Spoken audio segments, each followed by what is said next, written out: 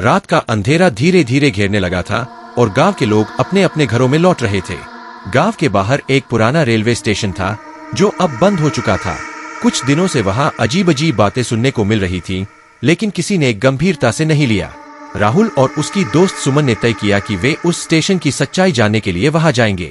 कोई भी रात को यहाँ नहीं आता, चलो देखते हैं आखिर बात क्या है, सुमन ने हंसते हुए कहा।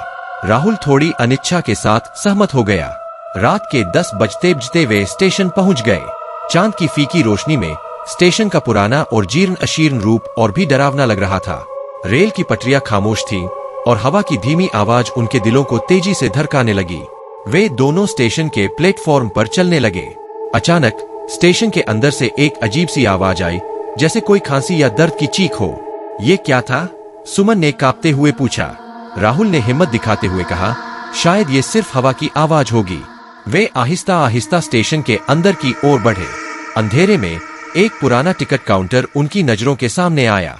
जैसे ही राहुल ने उस काउंटर को छूने की कोशिश की, उसे एक ठंडी हवा की लहर महसूस हुई और अचानक काउंटर के नीचे से एक पुराना टिकट बाहर गिर पड़ा। टिकट पर लिखा था, यहाँ आखिरी यात्रा 30 साल पहले समाप्त हुई।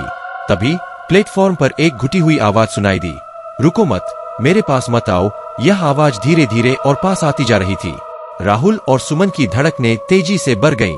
वे दोनों धीरे धीरे स्टेशन के बाहर की ओर भागने लगे, लेकिन जैसे ही वे स्टेशन के गेट के पास पहुंचे, गेट अपने आप बंद हो गया।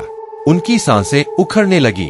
अचानक एक बेताब चेहरे वाला व्यक्ति, जो अब सिर्फ एक भूतिया छाया में बदल चुका था, उनके सामने आ खड़ा हुआ। वह एक यात्री की तरह दिखता था, जिसका सफर कभी समाप्त नहीं हुआ। राहुल और सुमन ने घबराकर गेट को धक्का देकर खोला और बाहर भाग निकले। जब वे गांव पहुंचे तो उनका चेहरा सफेद था और उनकी आंखों में डर की झलक थी। उन्होंने किसी को भी स्टेशन के बारे में नहीं बताया, लेकिन वे जानते थे कि स्टेशन की यात्रा कभी समाप्त नहीं होती। अब उस स्टेशन के बारे में कोई बात नहीं करता, लेकिन लोग कहते हैं कि रात के समय स्टेशन से एक खौफनाक चीख सुनाई देती है, जैसे कोई अनसुलझी यात्रा अभी भी जारी है।